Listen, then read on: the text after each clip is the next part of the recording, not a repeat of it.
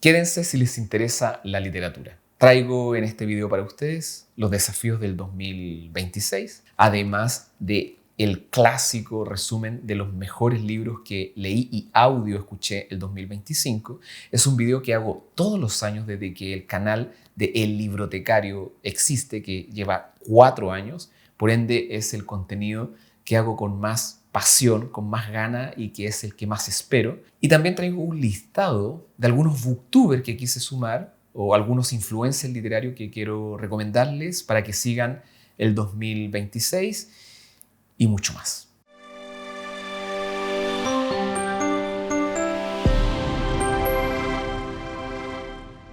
Este año, bueno, más que nunca, y esto lo quiero decir con mucha verdad, la literatura se transformó en una especie de territorio que recorrí con cierta devoción, debo decirlo así, con cierta devoción, con algunas dudas, algunos tropiezos, por supuesto, porque no fue un buen año en términos de mi vivir. Y la literatura, siento yo que en la medida que le entregaba cierta devoción, me iba mostrando ciertos descubrimientos, que es lo que te provoca esta alegría silenciosa que solamente aparece cuando un libro te acompaña más allá de las páginas. Y quiero partir comentándoles o recomendándoles a quién sigo, que en el fondo a lo largo de estos meses esto de seguir se va transformando en una especie de brújula literaria que estuvo guiada por voces de otras personas que de alguna manera han ido ampliando mi mirada literaria. Una de ellas es Marta, del canal No Solo Clásicos. Es muy precisa, es muy aguda, tiene una intuición casi quirúrgica. La tuvo para el tema del Nobel, ¿no? Fue la influencer o booktuber, como quiera ella que la llamen, más acertada con respecto a Laszlo Krasznahorkai, quien fue el Nobel del 2025. Esto lo quiero decir dentro de todo lo que es el sistema de las apuestas digitales, y cuando digo apuestas me refiero a los comentarios que hacen los influencers literarios, ¿no? Por llamarlo desarrolladores de contenido literario. Su forma de leer y de contarnos cómo es que ella se vive su vivir literario me acompañó todo este año. Agradezco cada uno de sus contenidos profundamente. A finales de septiembre también descubrí a Ainhoa Sagasti, ¿no? una chica española que, bueno, la descubrí o me la recomendó el algoritmo. Y si bien el algoritmo te dice qué es lo que tienes que ver, yo hago mi selección, por supuesto. Me gustó desde el primer momento en que la descubrí, porque tiene esa manera como de acercarse a las novelas desde la filosofía. Yo tengo mi estudio de filosofía y me faltaba eso, ¿no? Como alguien que a través de las novelas virara hacia la filosofía o que la pusiera la filosofía también en un punto importante dentro de la literatura, o desde la filosofía a la literatura, o de la literatura a la filosofía, ¿no? Analiza ella, bueno, las preguntas que importan, pienso yo, desde todo este, ¿cómo decirlo?, temblor humano, ¿no? Me gusta esa mezcla de reflexión profunda que da la filosofía y de la buena literatura que tiene que ver con esta narrativa viva. No seguí a nadie de mi país, de este país largo y angosto llamado Chile, en este final del mundo, pero quiero partir diciendo otra cosa, ¿no? Después le voy a comentar por qué no seguí a nadie, pero quiero partir diciendo que sigo aprendiendo mucho, porque es la persona que sigo, que es al simpático de Ricardo Carrión, este desarrollador de contenidos literarios, que siento hasta el día de hoy, desde que lo sigo, hace por lo menos unos 4 o 5 años, que es el único que yo conozco que sabe bastante. Y no sigo a nadie en Chile, pienso, no por falta de talento de los desarrolladores de contenido, sino que porque sigo teniendo esa sensación de que muchos quieren vendernos algo, en vez de poner en primer lugar este deseo de compartir algo. Y bueno, yo busco esto de compartir, ¿no? No busco comprar algo, ¿no? Busco voces que me empujen, que me pongan en, digamos, en cierto vértigo literario, digamos, y eso lo hace con mucha simpatía, insisto, Ricardo Carrión. No me gusta sentirme presionado por el tema literario, al contrario, ¿no? Que los contenidos no vengan disfrazados por algún tipo de moda o tendencia, sino que la literatura esté ahí viva, ¿no? Y que tenga un profundo conocimiento. Por supuesto que lo que yo espero es que el 2026 sea distinto, de que aparezca alguien que sí pueda hacer match. Pero nada, por ahora sigo atento, pero con cierta distancia. Y por supuesto a Jan, ¿no? De Trotalibros, que tiene esta combinación de entusiasmo, sensibilidad y criterio. Yo creo que Trotalibros sigue siendo para mí un refugio, ¿no?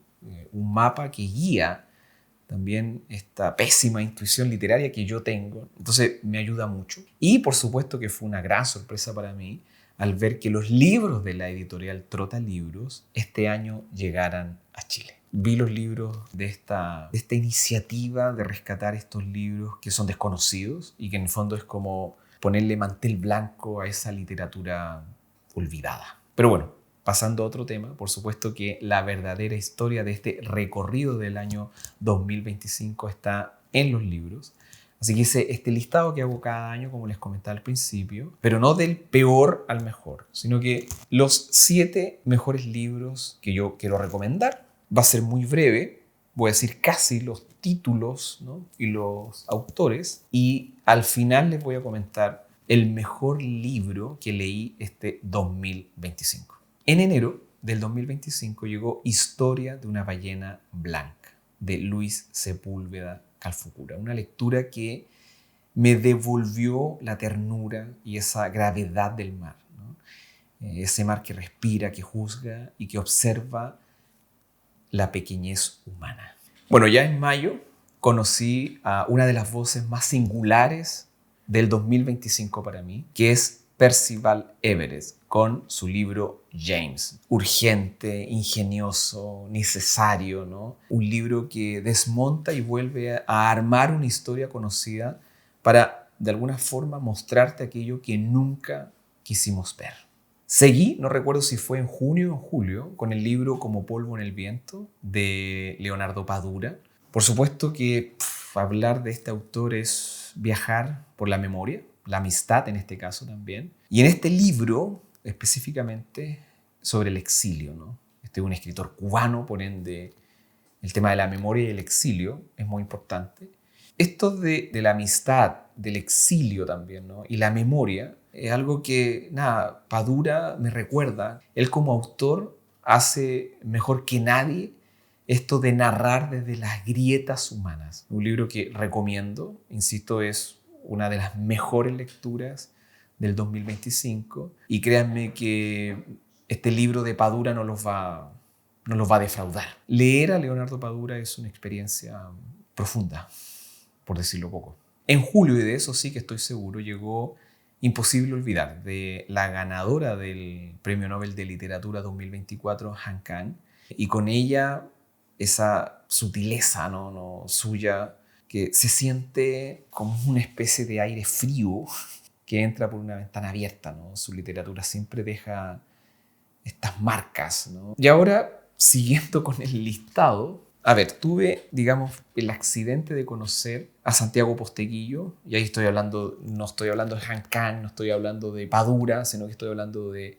Santiago Posteguillo, que es un autor, pienso yo, de bestseller. Es un encuentro que tuve con este autor y que de alguna manera explora o añade otras capas a las lecturas que hago cada año, ¿no? Escuchar, o en este caso leer, a quienes crean mundos también es un modo de leerlos, a los autores, digamos. Entonces, leí varios libros de Santiago Posteguillo, entendiendo el relajo que también tiene que ser en la literatura. Venía leyendo libros muy, muy densos y la historia de Roma, en este caso es la historia de Trajano, la que leí, es una trilogía, la recomiendo mucho, muy entretenido, porque además es una mirada distinta del Imperio Romano, no es el clásico libro del Imperio Romano. Y además que este emperador Trajano es un tremendo personaje y que además está más en el Báltico y algo que a mí me encantaría conocer y viajar. Así que nada, no puedo decir que me haya explotado la cabeza con su literatura, pero sí lo que hizo fue hacerme sentir de que estaba ahí. Así que nada, les recomiendo esa trilogía de Santiago Posteguillo. Tiene otros libros, son todos bestsellers, así que bueno, lo conocí en el 2025 y también tengo que sumarlo a las mejores lecturas que yo tuve este año. Y el año cerró con Nadie me verá llorar, de Cristina Rivera Garza, una lectura de diciembre que me dejó pensando en las heridas, en los márgenes, en la memoria, por supuesto, y sus silencios. A mí me tocó muy profundo este libro, habla de los hogares. Es un libro que yo recomiendo si es que tienen padres y madres, ya con algún deterioro físico producto de la edad o algún deterioro mental producto del paso del tiempo simplemente. A mí me tocó mucho porque mi madre está en ese estado y es un libro que te hace pensar, reflexionar sobre esos silencios que yo te digo, ¿no? Esos silencios y esa memoria, esos márgenes de la vida hasta donde uno puede llegar, ¿no? Y que tiene entrañables personajes, eso sin duda. Así que les recomiendo leer Nadie me verá llorar, de Cristina Rivera Garza también, que está dentro de mis 7 mejores lecturas del 2025. Y entre todos esos libros y todos esos autores y todos esos nombres, regresó siempre una certeza, y era a pesar de haberlo leído en enero, porque lo leí en enero. Y cuando digo que regresó esa certeza fue porque yo esperé durante todo el año que algún libro fuera superior en términos de gusto para mí, esto es muy personal, que ese libro que leí en enero del 2025 y no es otro que El Entenado de Juan José Saer. Recordemos que el entenado, el concepto de entenado, es una especie de huérfano. Y en este libro, digamos, ¿no?, que se llama El Entenado de Juan José Saer, habla de un personaje que viaja en el periodo colonial desde Europa a, no me recuerdo si desde España en este caso, y que se adentra, digamos, ¿no?, al Mar del Plata, digamos, ¿no?, y que es adoptado este personaje por una tribu, porque queda solo, pero no queda solo porque mueren en un naufragio, ¿no?, sino que queda solo porque esta tribu se come a todos sus compañeros de viaje. Eso para mí era impresionante, por decirlo menos, o por decirlo poco, digamos. Con toda esta prosa que tiene Juan José Saer, realista, para mí es realista, a pesar de lo sorprendente de la historia. Por eso que me gustó mucho también en su momento el ensayo sobre la ceguera de José Saramago, que tiene una prosa realista de una tremenda historia de ficción, ¿no?, pero que la pone como en un contexto real. Es un poco lo que pasa en El Entenado. Son historias completamente distintas. También me pasa con esta prosa simple, directa, madura, digamos, ¿no?, que tiene Annie Ernaux, la ganadora del Nobel, reconocida ella como la maestra de la autoficción. Entonces también ese tipo de literatura, yo hice como una especie de mezcla entre los tres: Juan José Saer con El Entenado, Saramago con Ensayo sobre la ceguera. También me gustó mucho de Saramago La intermitencia de la muerte. Y en el caso de Annie Ernaux, cuando la conozco y gana el Nobel, también tuve una especie de obsesión con ese tipo de literatura, con esta cosa de contar los hechos de su propio vivir ficcionado, pero sin hacerlo fantasía, ¿no? Al menos a mí me causa, digamos, cierta seducción. Bueno, El Entenado, como ya les dije, lo leí en enero, ¿no?, y nada, me atravesó con mucha fuerza, porque todo el año es una energía que tiene ese libro que todavía todo lo que yo sentí ahí no se disipa, como que no ha pasado el tiempo.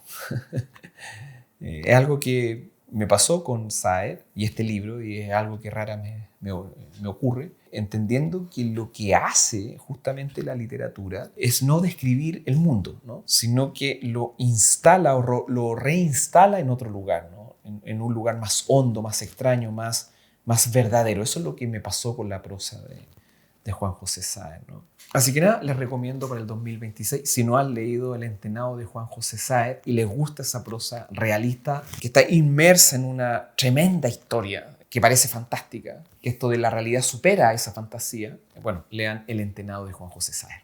Mi desafío del 2026, si este año, el 2025, fue un viaje, el próximo sí, quiero que sea una especie de desafío, ¿no? Quiero elegir como desafío, ¿no?, mejor lo que leo. Eso es algo que tengo que poner ciertas barreras, porque efectivamente de 70 libros, los mejores libros son 7. Leí muchas cosas con las cuales yo no me enganché. Detenerme, ¿no?, establecer criterios, cotejar esos criterios y tratar de no dejarme llevar por el ruido literario que abunda en esta era digital. Así que eso también se lo recomiendo. O sea, elijan muy bien lo que van a leer, no pierdan el tiempo. Y una de las formas de no perder el tiempo es escuchar lo que te pide tu sentido, ¿no?, y no lo que te recomienda o que te empuja a hacer el algoritmo.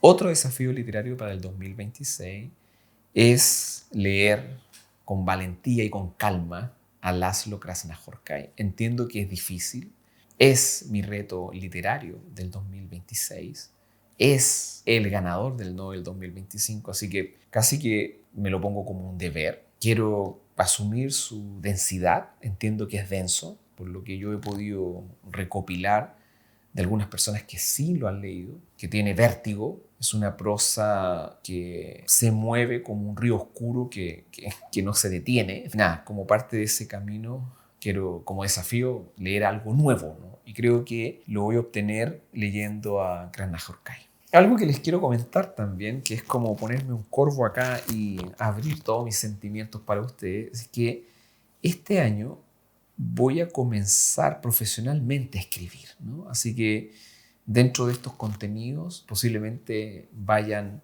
algunos textos de mis escritos, van a ir apareciendo en el canal, no sé cómo todavía, en el canal o en la red, en TikTok y en Instagram. Así que nada, pedacitos de lo que vaya escribiendo este año, voy a ir subrayándolo y si me conmueve eso, se los también quiero regalar para simplemente también saber, gracias a ustedes, si lo que estoy creando pueda tener sentido y que ustedes también me vayan comentando eso que les quiero ir regalando. 70 libros, 70 puertas, 70 conversaciones, 70 formas de estar en el mundo fue lo que leí y audio escuché, como ya les decía, este 2025. Cada uno de ellos, no todos, pero los libros siempre dejan una marca distinta. Marcas suaves, ¿no? Otras más punzantes. Por supuesto que las que son más suaves son apenas perceptibles, pero persistentes. Así que nada, eso ha sido mi año literario, hecho de descubrimientos, certezas, distancias, maestros, maestras y una obra sublime que es El Entenado de Juan José Saer, que se impuso en toda mi